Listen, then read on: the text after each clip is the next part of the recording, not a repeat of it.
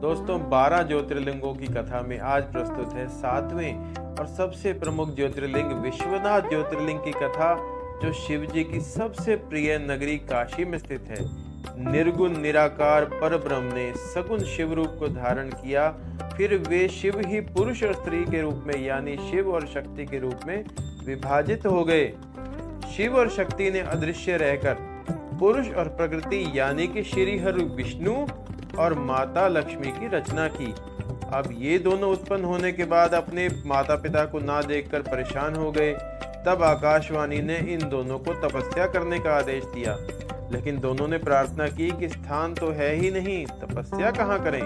शिव जी ने इस प्रार्थना के फलस्वरूप पंचकोश विस्तृत नगर को प्रकट किया और वहीं स्थित होकर उस पुरुष ने यानी कि विष्णु जी ने बहुत लंबे समय तक तप किया।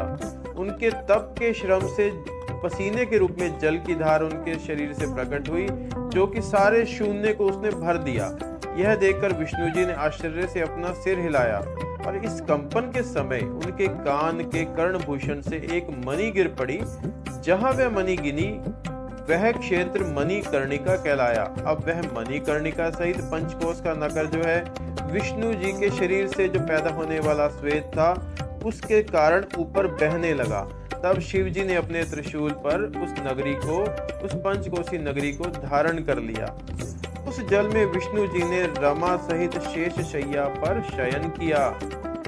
उनकी नाभि से कमल उत्पन्न हुआ, जिसमें से ब्रह्मा जी प्रकट हुए और ब्रह्मा जी ने तपस्या करके सृष्टि की उत्पत्ति की, चतुर्दश भुवनों को बनाया। ब्रह्मा जी के द्वारा पृथ्वी की सृष्टि हो जाने पर शिव जी ने त्रिशूल से उतारकर उस पंचकोश नगर को पृथ्वी पर स्थापित कर दिया। शिव जी की यह जो पुरी है कर्मनाशिनी और मुक्ति देने वाली है। स्वयं शिव जी यहाँ पर ज्योतिर्लिंग रूप में स्थित हुए, इसीलिए वह विश्वेश्वर लिंग कहा गया। ब्रह्मा जी का जो एक दिन है दोस्तों, उसका अंत होने पर भी यानी कि सृष्टि का नाश होने पर भी इस पुरी का नाश नहीं होता। प्रलय के समय शिव जी इसे अपने त्रिशूल पर धारण करते हैं और नवीन सृष्टि पैदा हो जाने के बाद फिर से इसे पृथ्वी पर स्थापित कर देते हैं। इस पुरी में मरने वालों को शिव जी स्वयं मुक्ति देते हैं और इस आनंद वन में स्थित शिव जी का ज्योतिर्लिंग विश्वनाथ ज्योतिर्लिंग कहलाता है।